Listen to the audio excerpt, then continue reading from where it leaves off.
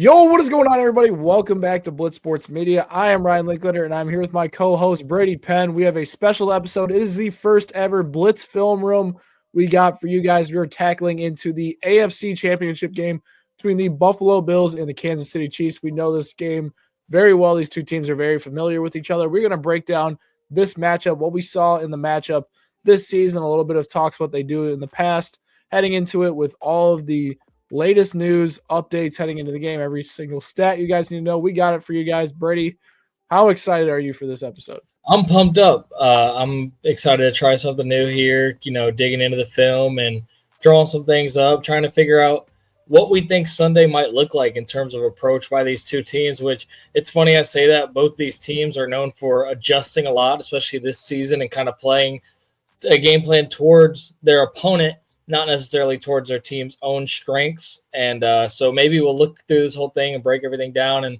Sunday will be the complete opposite of what we think teams might come out with. So yeah, 100%. I know I saw on Twitter that someone actually showed a clip of Drew Tranquill playing safety last time the Bills and Chiefs played. I don't know if we're going to be seeing that in a high stakes AFC Championship game. To start this, guys, I'm going to go over all the little bits and pieces that you need to know heading into this matchup. So obviously, the Bills and the Chiefs faced off this year, guys. The Bills obviously came out on top. They had a 9-point win in that one. The Bills' time of possession was 34 minutes. Yep. The Chiefs was 25 minutes. The Bills had 366 total yards. The Chiefs had 259.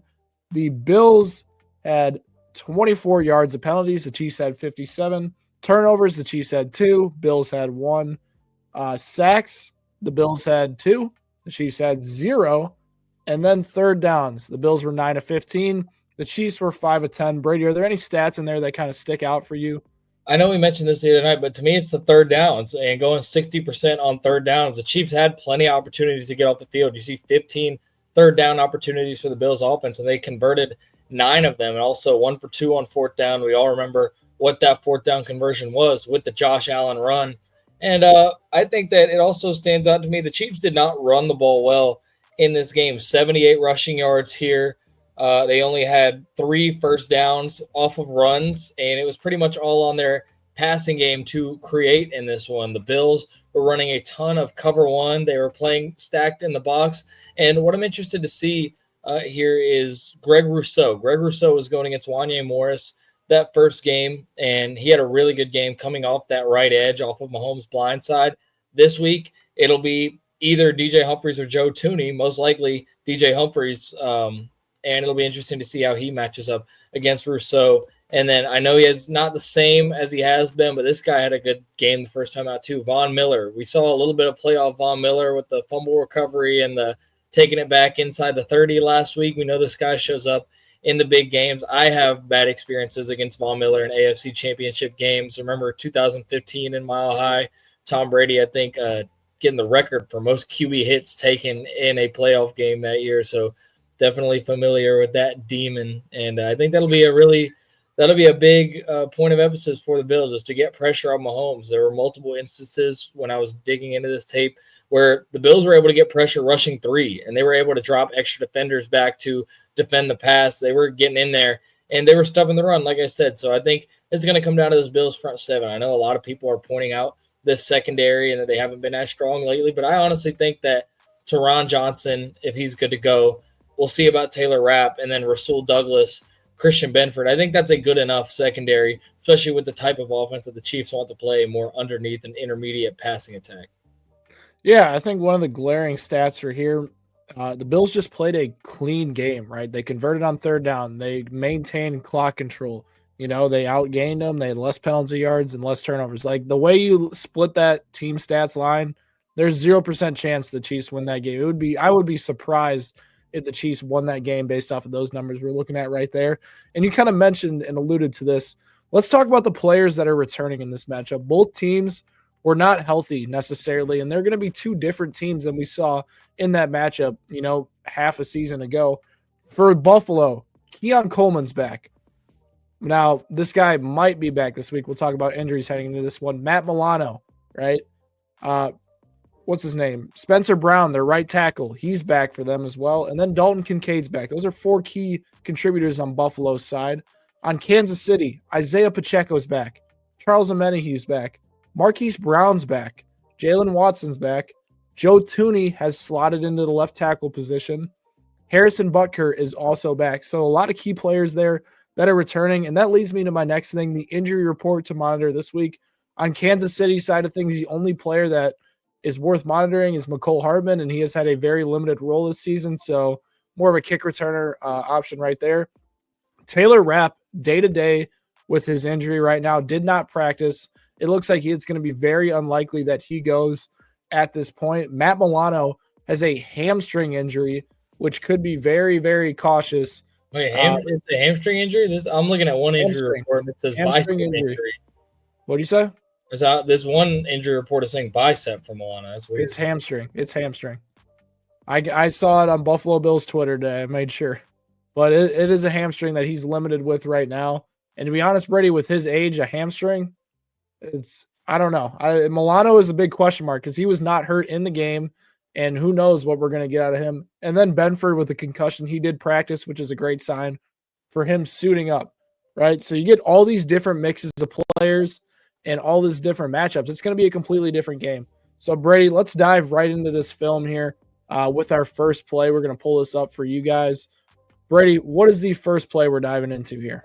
First play here is 12:51 remaining in the first quarter. Let me get over here too. This is Josh Allen against man coverage, looking for Amari Cooper. Let's get it loaded up here. Let you know as soon as I am good to go. You know, sometimes these NFL Pro servers are a little bit slow. And here we go. We got it right here. So what you're going to see is Bills, they're going to use a lot of pre-snap motion here. Khalil Shakir, you see he gets the man indicator. Allen drops back. Chiefs aren't bringing any extra pressure. It's four-man rushing. You got Bolton right here. You got the safety Hicks right here, manned up on the running back. McDuffie on top. It's cover one clearly, as I mentioned, and that leaves Najee Johnson, who is getting picked on all day, on an island with Amari Cooper, and the result is exactly as you would expect. Actually, a perfect ball from Josh Allen there to Amari Cooper, setting the tone early on. And that's one thing also I want to mention for the Bills is the lack of involvement for Amari Cooper in a lot of games since he's been playing. And I don't want to say they've been saving him for this game or anything like that. I think he's not quite the same Amari Cooper, but in that same breath, I think he could play a role in this one. What do you think? Yeah, so one of the big things I had on my sheet here, we mentioned Jalen Watson returning. Watson this season, right, Brady? He has been very good. He has a 74.7 PFF grade, which is 14th in the NFL for cornerbacks right now. Nazeeth Johnson has a 44.8 PFF grade, Brady, against the Bills in this game. I mean, the difference between these two players is definitely going to be very impactful. And if you watch that game, we're going to go to another play later. It was third down, and we're going to throw the ball to Nazeeth Johnson's side. Absolutely got picked on in this game. He will have less snaps in this one. I know he played 50% last week, but he's not going to be matched up outside like I think many people expected him to be heading into this matchup. So let's get to our next play here. What play do we got next?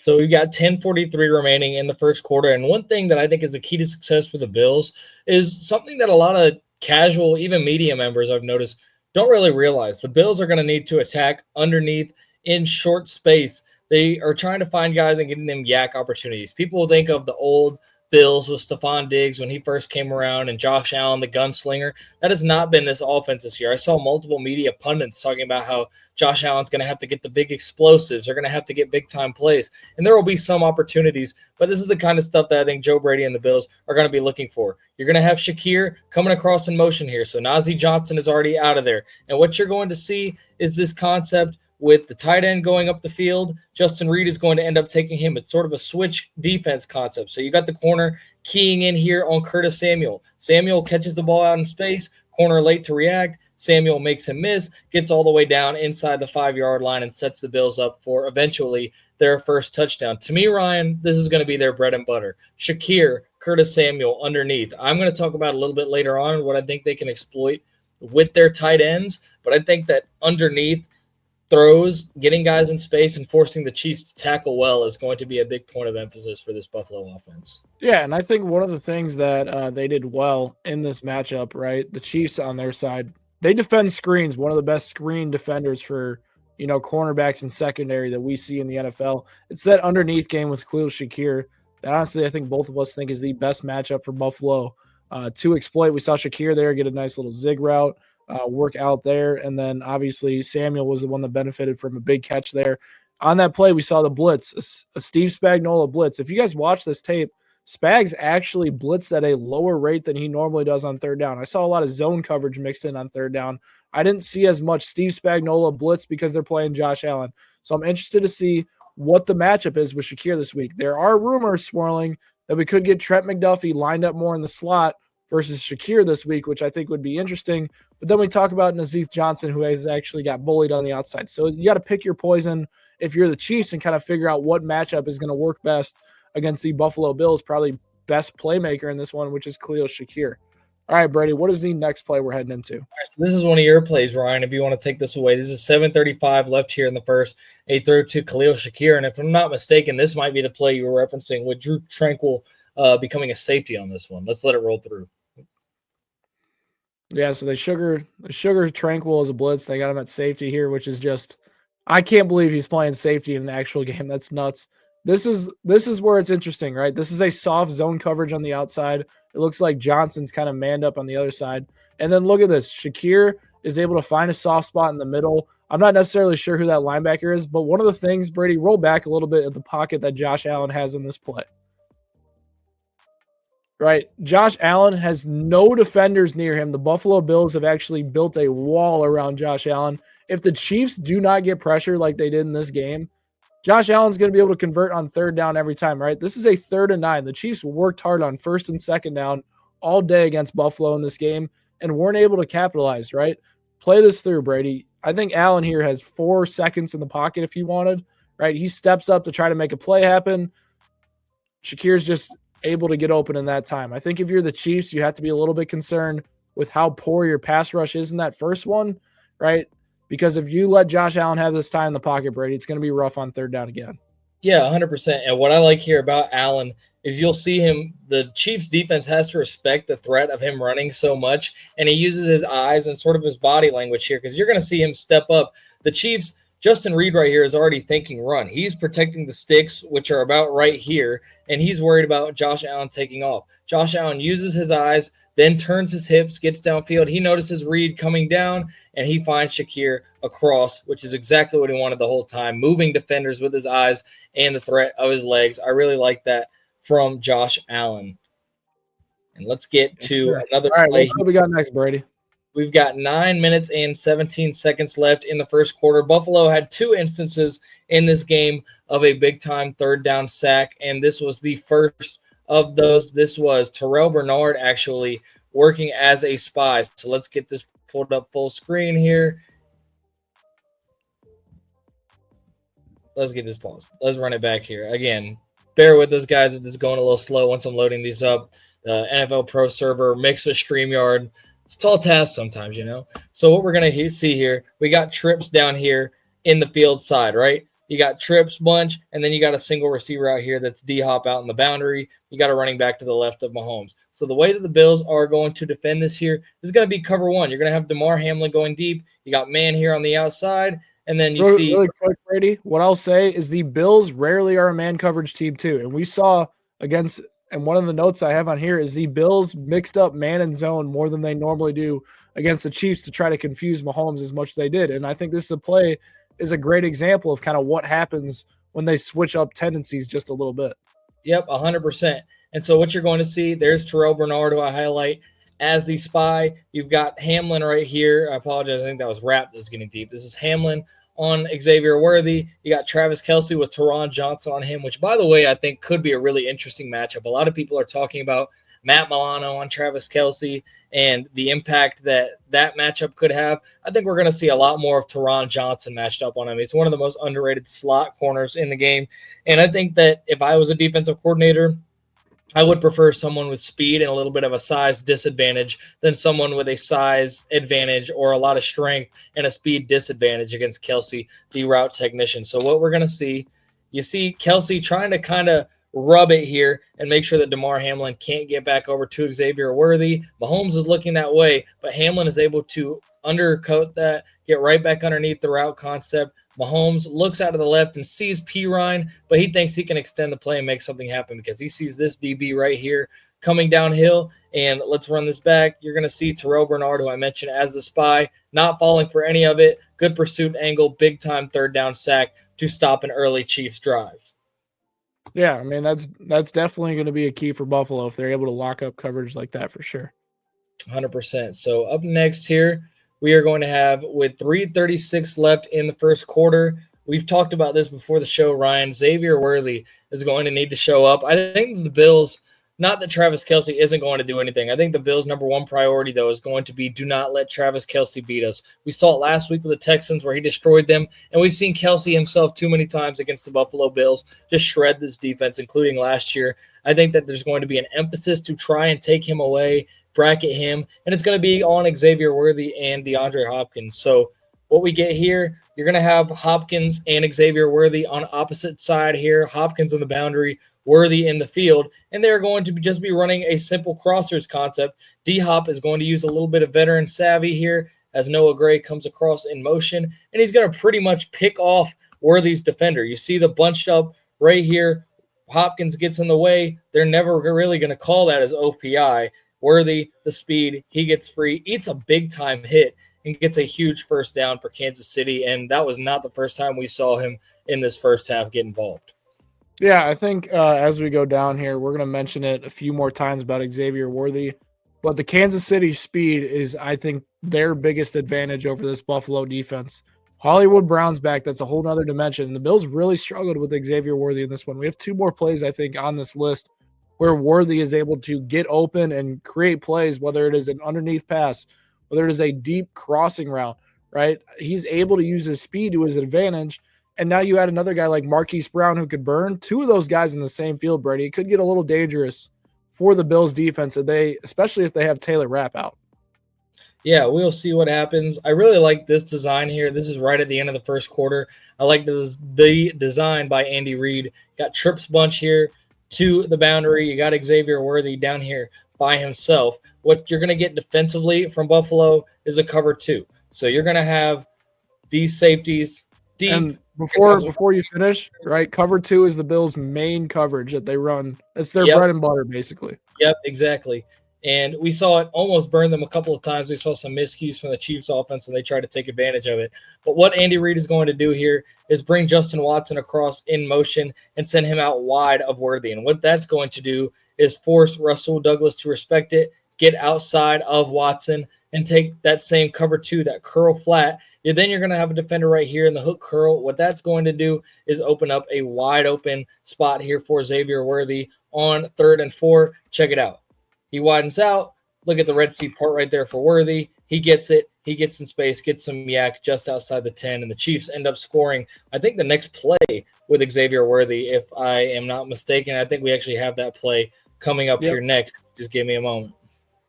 This is that Xavier Worthy speed that we're talking about. And then that play was more of just like that Xavier Worthy finding space, which shows kind of his development as a player. 100%. So here we go. Start of the second quarter. You've got the Chiefs trying to get in the end zone here in a 6-6 ball game. And you're going to get man coverage here from the Bills. We talked about their man zone splits in this one. You're going to have Kelce up here. He's being manned up. You got man coverage. And what's going to happen is there's going to be a play action play fake here to Kareem Hunt. And as that is happening, Xavier Worthy is going to just be coming underneath the line, head out into the flat, and he's going to try and beat whoever is on him with speed. And that happens to be 42 right here, the linebacker for the Buffalo Bills. You see Worthy clears the pass rusher. Only hope that the Bills really have here is knocking this pass down, and we know how good Patrick Mahomes is with his arm angles and such. You got Terrell Bernard right here. He's trying to defend DeAndre Hopkins if he comes across this way. Travis Kelce has run off the corner, so this is just one-on-one. And, I mean, just look at the space between them. You got one right here, and the one with the leverage ran a 4.2 40. Mahomes gets it to him. Worthy gets ahead of steam, and he gets in for the Kansas City touchdown. And these are the kind of matchups in space that the Kansas City Chiefs love to exploit. They are the kings of creating space, and utilizing space to get the ball in their playmakers' hands and let them run for days. So, Brady, go back to pre-snap real quick.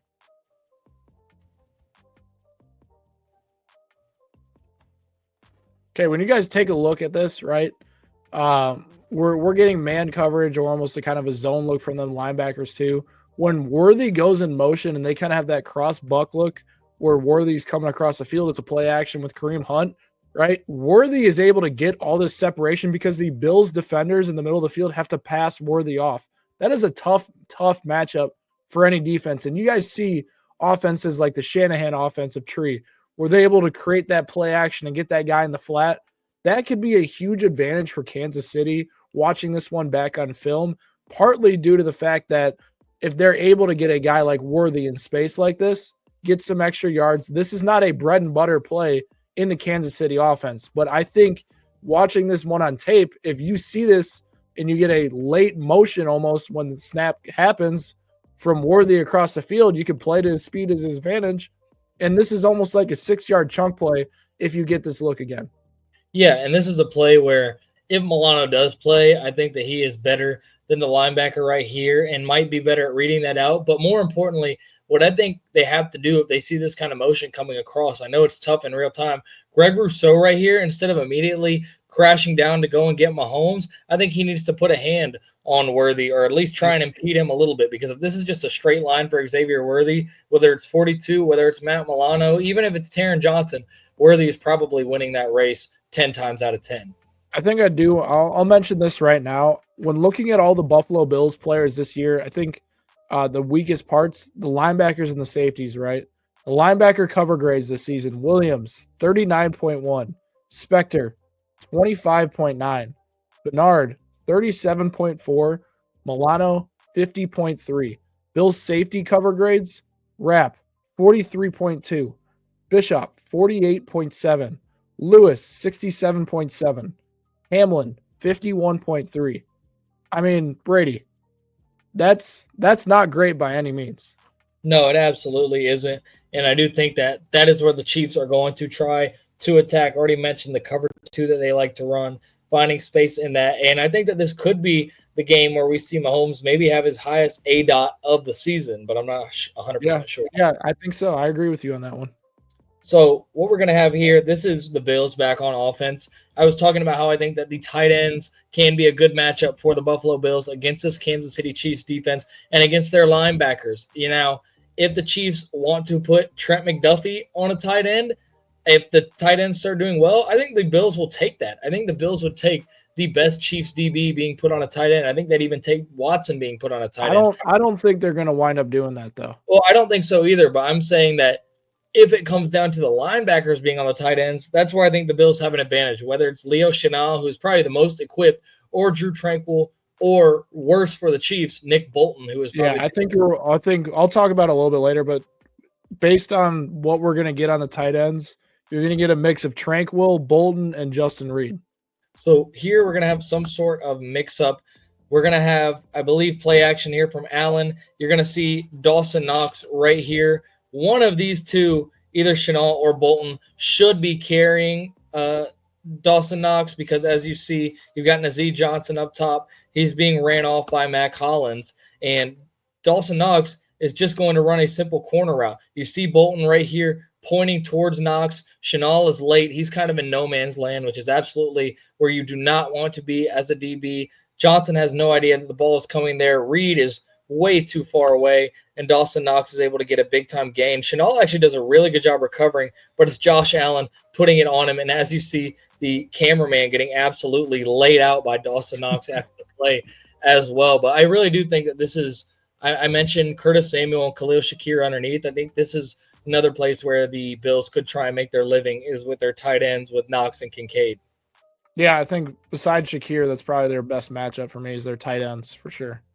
I am interested to see how James Cook runs the ball on this one. I don't think he did well. He did score a couple of times, or at least once in that first matchup, but he was not very efficient in how he was running the football. Nah, dude, he was brutal. I played against him in fantasy. He had maybe like 30 rushing yards and 2 touchdowns on 15 carries. I was pissed. Yeah, those are the ones that'll get you, man. So we got another. Those are the ones, though. Hey, this is what I'm talking about, though. Nazeeth Johnson versus Jalen Watson on the outside. I don't think I have to say much more about this. This is the difference, and this is why we talked about the Chiefs struggling on third down. Double move. Right, you have all-out pressure here. Allen's just got to get it out, throws a great ball, and Nazeeth Johnson just gets burned on a double move, really bad. Right, a better player out there, that might be a more contested ball. Yeah, I think so, because what you see with Johnson on that slant and go from this veteran, Amari Cooper, you see already beat on the slant. He's hurrying to recover here and try and get on that top field shoulder. Cooper is able to just completely get outside of him, and he's never able to recover. Great throw. Bro got cooked twice in that clip. You said what? I said bro got cooked twice in one clip. Yeah, I mean, that's what happens. I will say from experience, you get beat on that initial move, you're not expecting a double move. You are like, let me get back in phase. Let me get back to that top field shoulder. And then all of a sudden they cut back the other way, and that's when you really know that you're toast. Yeah, definitely. Nazeeth Johnson has been toast a lot this year. Yep, I would agree with that one. And so here we've got another one, Patrick Mahomes to Xavier Worthy. And this is one of those opportunities that the Chiefs had where they did not capitalize, and it could have been a big play for them. We'll let you explain this one here with Xavier Worthy. This is what I'm talking about with the speed right here. Xavier Worthy, these are the plays that I think a lot of people expected from him coming out of college, but with the way teams have been able to eliminate the Chiefs, right? He pushes up the middle of the field, and then he's able to work out, just finds a great spot I'm not sure if that was a play call or Worthy being able to do it, but finds a great spot on the field and just not able to get the feet in. But this, Brady, go back, like, pause there. Oh. Here, I'll tell you one. Pause right here. Right? Look at this space Worthy has here. These are the type of plays that I think the Chiefs might get 3 this game, and they need a hit on 2 of them. They need a hit on this play, right? You can't make mistakes like this with Worthy not getting his feet out. Patrick Mahomes just throwing it a little too close to the boundary, right? These plays have to be hits. If this play hits, Buffalo's like, man, Kansas City can beat us deep. They can beat us underneath, right? It opens everything else up on the offense, because Worthy, before this drive, we were talking about it. It was those underneath routes that he kept getting the ball and was doing it. So, all right, we're going to get our hands on Worthy early here, and then he's able to just break a play off like this. I think these are the plays that just have to excite the Chiefs, but they have to hit them, which they haven't really hit them like we've seen them hit in the past. We saw last week with Marquise Brown. They were so close. Mahomes actually threw a good deep ball for the first time in a long time, but these are the plays, Brady, you have to hit if you're going to go beat Buffalo. 100%. And here's what I don't understand. You talked about the safeties and their struggles. This is actually Taylor Rapp. I think he's the one who makes the mistake here. This is what it's supposed to look like. You're supposed to have both safeties getting deep. You're supposed to have a 2 high safety look. This is cover 2 at its finest. And what you see Taylor Rapp do, I think that he thinks it might be some form of inverted cover 3 here, because he sees Hamlin go this way and he starts to flow this way as well. So I don't know if he thinks that Benford is dropping deep, but just watch him here. I don't know if he thinks that maybe he's bit on a post committing this way, but just check Rapp out on this play. He's creeping, and then he turns the other way. He turns towards the field side, pretty much leaving Benford all alone with Worthy, and then he's even late to react. I mean, Worthy is going up the field this entire time, and to me, Rapp's body language says that he thinks that Christian Benford is going to be there deep and getting underneath this route. And you just can't have that sort of miscommunication if you're the Bills, because that's 100% what I think this was by the Bills, is a coverage miscommunication in the back end. Yeah, 100%. But I do agree with you on the Chiefs needing to take advantage of some of these deep shots, and we'll see if they're able to do that or not. I mentioned the third down sacks that the Bills had. This is the other one, and this was one where the Bills only bring 3. I'll show you here in just a moment when this loads up. And it's actually going to be Greg Rousseau, as I mentioned, on Wanya Morris with Von Miller in cleanup duty. So you're going to have trips bunched down here to the field. You've got a single receiver. I believe that's Juju condensed up top in the boundary. And check this out. So Rousseau is going to win immediately. He's going to force Patrick Mahomes forward. He gets sacked by Miller, but look at the routes here. So here's what we're going to get. Mahomes drops. Xavier Worthy. That's who I want you to watch here. He is pretty much going to come across and come open right near the sticks. And again, look, 1, 2, 3 here coming for the Bills. three-man pressure should not get home this quickly, but it does because of Greg Rousseau. But if Mahomes just has a little bit more time, again, check out Worthy. Check him out as Mahomes is getting sacked. He is wide open. Taylor Rapp is not in relation here at all. You've got right underneath here with Juju Smith-Schuster. These guys are all worried about Travis Kelce. You got three guys within about 8 yards of each other, which is a huge defensive no-no. Nobody accounting for Worthy, but it doesn't matter because Mahomes goes down with the immediate pressure. We'll see if Tooney/Humphreys is able to not give up this sort of thing with a three-man rush, because you see how downfield everything is except for Juju. Everything is pretty much 15 yards or more down the field. They are trying to get something to develop downfield, and they just simply don't have the time. Another big-time third down sack where the Bills get off the field. And that's what we're kind of saying. Like, the Chiefs this season haven't been absolutely like abysmal at times at blocking, but they've probably given up one of the highest like quick win rates to edge rushers this season at times. Like, the big thing with Joe Tooney is he's not necessarily giving up these quick wins. I know he had one or two last week, but it's those quick wins, especially when they're rushing three. You just can't afford that. They're dropping everybody else. They got 8 guys in coverage with the spy, right? That's just not going to be able to cut it. So I think you have to feel more confident with Wanya Morris not being out there. But you also need to understand, right? If you allow pressures like that, you don't have a chance. You don't have a chance. 100%. So here's Buffalo back on the offensive side, and this is going to be a cover 2 beater from Joe Brady and company. You're going to have Dawson Knox going out here in the flat. You'll see that he occupies Trent McDuffie just enough, who is the curl flat player, to where Curtis Samuel can get into this hole shot area. So check this out. I think this is really good scheming. Like I said, Knox quick out here. McDuffie, who is very aware, has a very high IQ, and usually is going to be able to get in the position to stop something like this. Just that half second of hesitation and looking down here at Knox's route lets Samuel come open. Hicks is just a second late in rotation here. Allen fits it in, and Samuel is able to eat the big hit from Hicks and pick up a big-time first down. Bills ended up – honestly, that's just Josh Allen being Josh Allen. You 100%. read zone coverage like that, and you just like that's a great read by Josh Allen. Great ball, just very good execution right there. It's crazy between like how good both of these two teams are. I mean, this is all-pro quarterback versus all-pro corner. Two of the two best at their position in the entire National Football League, and it really is a game of inches, like they say.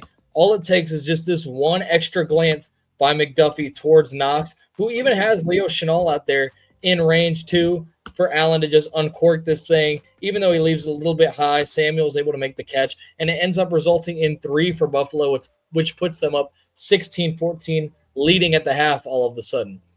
Yeah, it's a game of inches, right? It's a game of inches. 100%. So let's get to the third quarter here. We only have one play here from this third quarter. If I can get over to it, just give me just 1 second here. I believe this is another third down stop by the Buffalo Bills, and it is. This is really good awareness by Lewis, one of the Bills' backup safeties, actually, Cam Lewis. He's probably been their best safety this year. Yeah, and it's a really heads-up play right here because this is 3rd and long for Kansas City. I believe maybe 3rd and 14. And before we break down this play, I mean, there's really not a ton to it. Just watch 39 right here. Watch Lewis this entire play and how reactive and fast he plays this.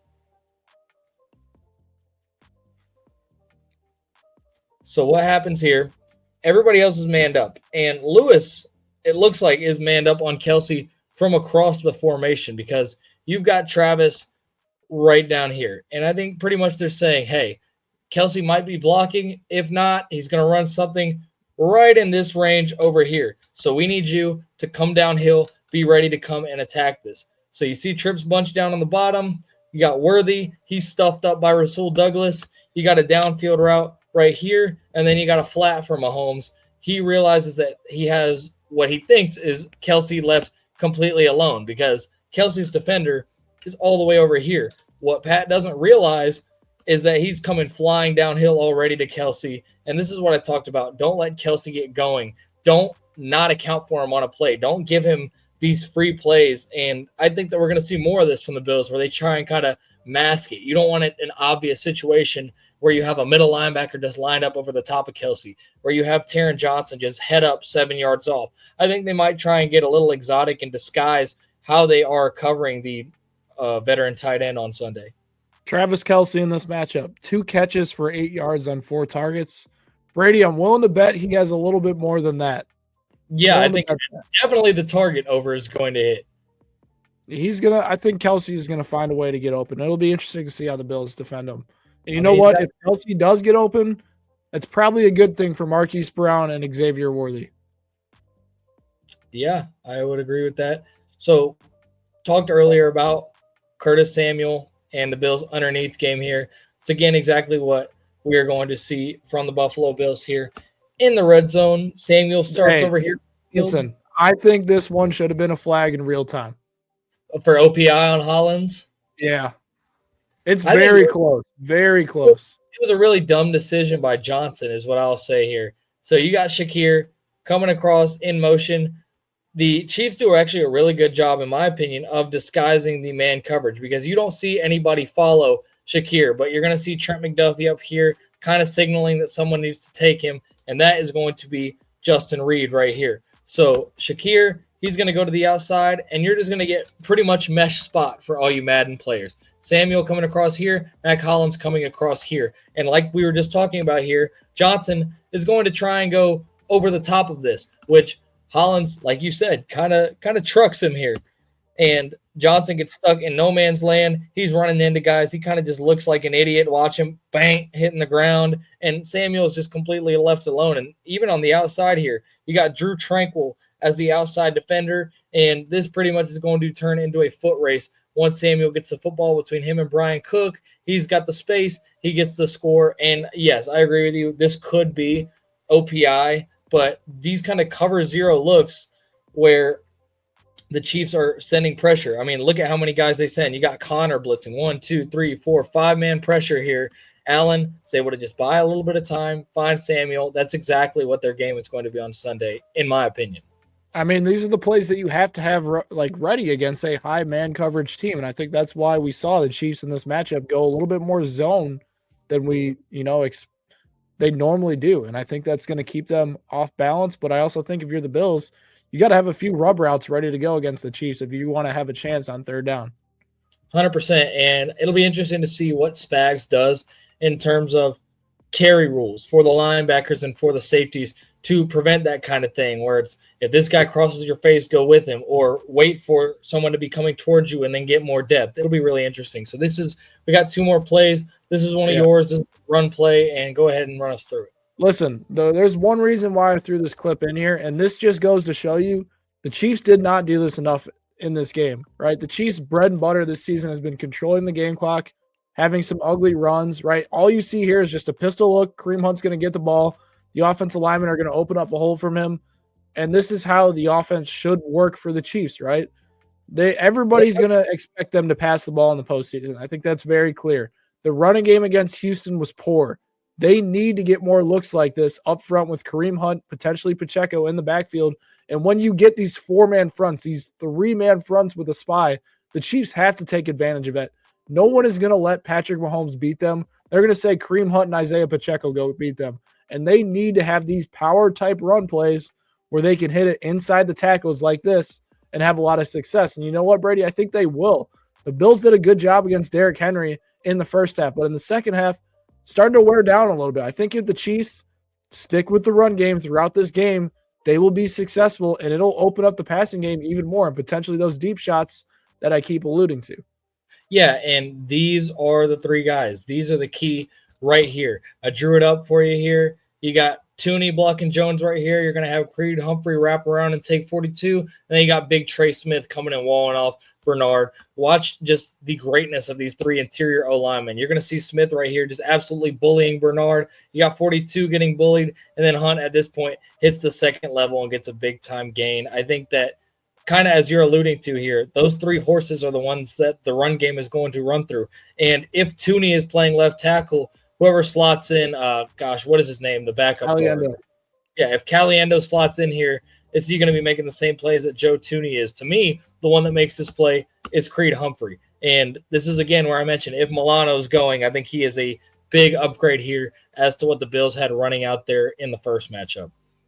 It's interesting for sure. I think the Chiefs have to run the ball better. They really do. 100%. I think they're going to have to run for at least 100 yards. Like I mentioned, they were sub 80 in that first matchup. So we will see. And now we have the final play, the one that everybody really remembers from this football game. And not just this play in its own. I think this mindset, this philosophy is what the Bills are going to have to roll with in this one. When it comes to a big time down, when it comes to a huge play where you got to have it, don't overcomplicate things, Joe Brady. Put the ball in the hands of 17 and let him make a play. Although this was a design pass play here, you're going to see Allen drop back. It's only a four-man pressure by the Chiefs. They're dropping guys in coverage because they think that the Bills are going to throw it, because they are. Allen scans, there's nothing really there. I mean, Shakir, he's taken up. Cooper, he's taken up. Everything is congested here in the middle of the field. Allen can't really turn and hit this, and even if he does, by the time it gets there, this defender's coming straight through it. So what does he do? He evades Karlaftis. He gets up out of there, makes some men miss, and I mean, this is just straight willpower by Josh Allen. We will see if we get the same version of 17 on Sunday night. But I mean, I don't know what you think, but this is the best game plan for the Bills. It's really simple, but let Josh Allen cook. Don't try and do something you haven't done all season. Don't run the ball 30 times with James Cook. Don't try and throw deep shots like you're the 2020 Bills. Let Josh Allen be what Josh Allen has been all year. Yeah, Josh Allen is their guy. He's getting the ball in fourth down, and it's going to be up to the Chiefs to stop him. Now, the interesting part about this play, you mentioned it, it's 4th and 2 here. There's no spy on this play, Brady. The Chiefs do spy Josh Allen a good amount. In this game, Josh Allen had 2 kneel downs in this run, right? They were averaging 3.44 yards per carry for Josh Allen when Leo Chenal was lined up as a quarterback spy in this game. If Leo Chenal is able to spy Josh Allen, the Chiefs have a better chance. And I think there is no way they make the same mistake twice on 4th down. Chenal has to be spying Josh Allen every single chance he gets. And listen, if it gives up a spot in coverage, I would rather have them beat them that way instead of having Josh Allen's legs beat you. Josh Allen's legs are demoralizing. He runs through defenders. He gets these big first down with his legs. Let him beat you with his arm in these situations. Have Chenal spy like they did a majority of the game, and they were pretty successful with it. I think if they're able to stick with that, we saw Willie Gay do it in the past, and Gay did a pretty good job with it. I think if they are able to stick with their spy in their scheme consistently, it'll work well. If they do something like this here where they don't have a quarterback spy, Josh Allen's going to feast on it with his legs in this one. 100%. I'm excited to watch this game. And honestly, watching this film, I don't know who has more positives to work off of here. I know the Bills won the game. If you're the Chiefs, it's a story of missed opportunities. It's a story of just small things to clean up. And then who knows, maybe we've got the ball down 3 at the end of the game with a chance to go win it. For the Bills, it's, man, we won this game by 9, and we left some plays out there on the field. I mean, we didn't pull it up, but Josh Allen had really an uncharacteristic interception for him this year where he thought that his tight end was going to clear Drew Tranquil. He kind of got walled off, and Allen under pressure just floated it up, and it got picked off by Tranquil, which I believe led to Kansas City points. So I don't know. I still have not decided the winner for this game. I really haven't.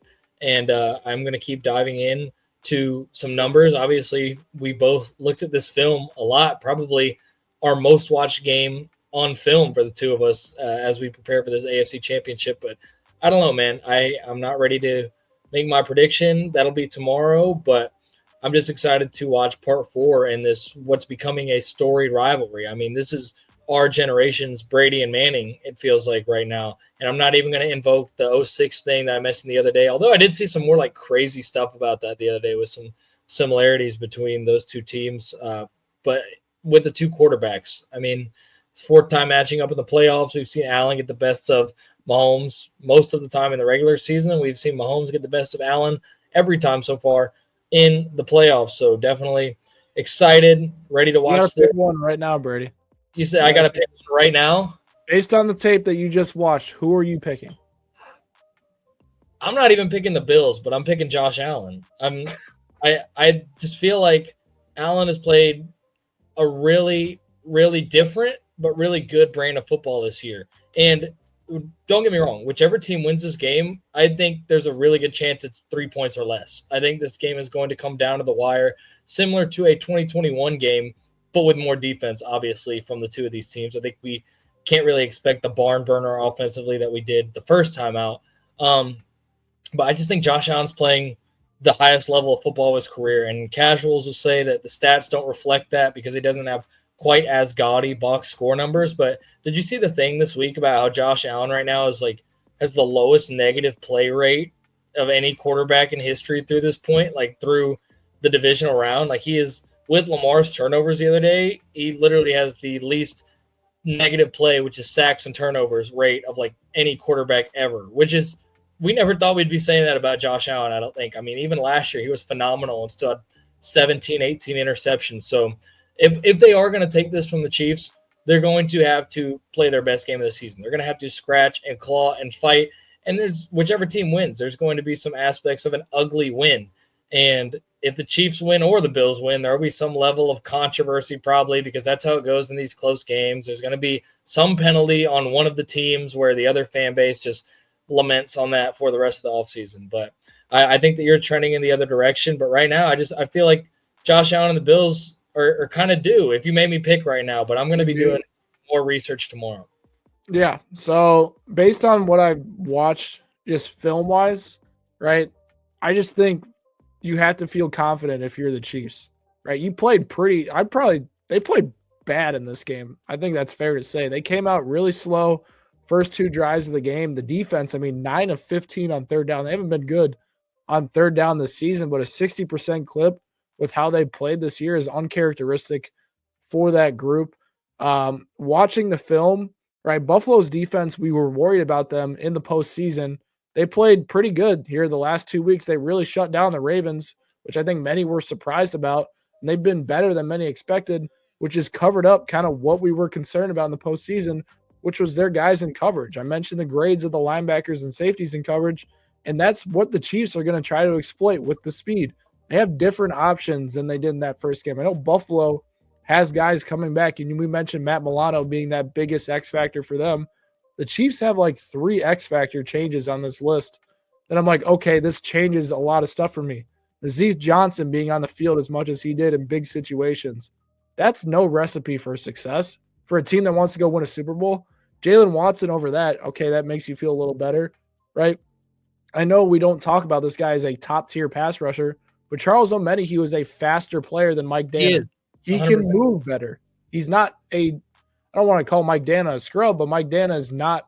He's a good run stopper. He's a run stopper. He's solid in the run game, but against Josh Allen, you don't need a guy like that out there. And then you had Marquise Brown. Marquise Brown and DeAndre Hopkins, 0 catches last week, Brady.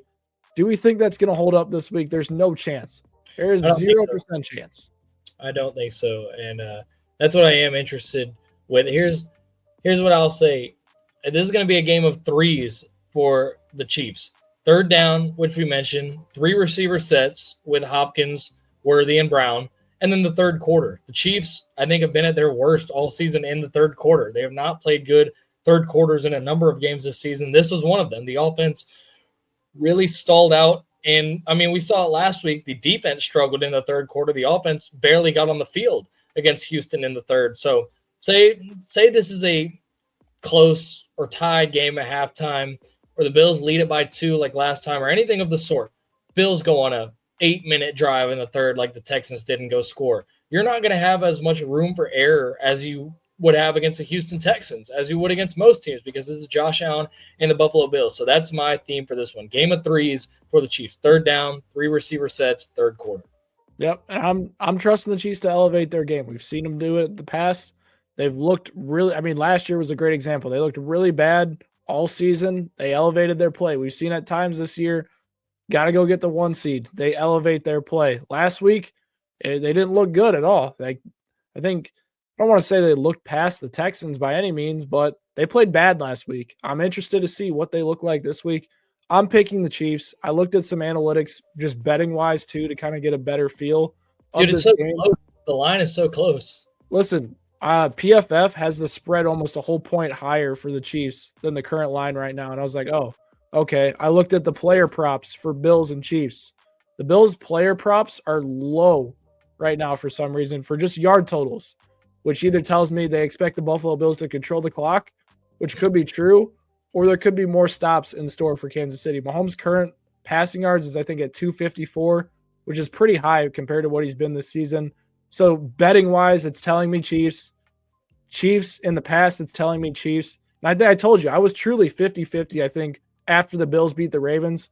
Watching the tape, looking at the analytics of it, I'm leaning Chiefs. I'm going to pick the Chiefs. I do think that the over is not hitting in this one. I think we get a 24-21 game, 3-point game. You know, it's funny you say that. I was thinking right in the same range of points because I told you yesterday, like my model that I've been using to predict all these playoff games, I literally, it gave me no help at all. What I got was a crazy score too. I got was Bills 25-24.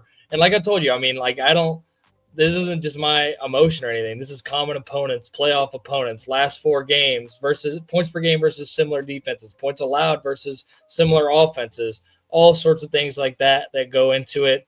We'll see. I've been really close in some games. I've been way off on some of the games. The turnovers are really high. The thing that I keep leading back to is what we've said all season, right? That the Bills match up well with the Chiefs. The Chiefs match up well with the Ravens, and the Ravens match up well with the Bills. I think that you can make an argument that last week, in theory, was supposed to be a harder game matchup-wise for the Buffalo Bills. It was supposed to be a tougher challenge. I know they were at home. I know they've been unbelievable at home, and I know they're on the road this week. But I've talked to some Bills people. I'm friends with some Bills fans. I actually have a buddy who works in ticket sales for the Buffalo Bills. And like all of them have said the same thing to me. Like Baltimore, we respect Kansas City. We know Kansas City's great. We know Patrick is great, and it's going to be like a really hard game. But we feel like that was the one we were more scared of, which I hope no one voices that and gives the Chiefs bulletin board material. I know we saw Deion Dawkins calling them the former Super Bowl champions today. But we'll see. I mean, I still haven't even fully locked it in. You kind of just put me on the spot right here. I'm leaning Bills, and I promise to all our loyal Blitz followers that know that I'm not the biggest fan of the Chiefs, this isn't just a pick or a prediction or whatever being made out of copium. Like, this is truly what I'm leaning right now. And I will, if the Chiefs win this game, I promise I will be picking them against whatever NFC team they play. It's just, this is the matchup of the year. That's all there is to it. Yeah, for sure is. But hey, we really appreciate you guys if you made it all the way to the end of this film video. 52 minutes of film that you guys got through. Hopefully you guys have a better idea of kind of what to look for in this game, the matchups to know for. Give you guys some good advice heading into that one. If you guys are looking for another film breakdown, we're going to go over Commanders and Eagles tomorrow. A good breakdown for you guys as well there. So hit that subscribe button to check out that video as well. And me and Brady will catch you guys next time. Sir, we'll see y'all.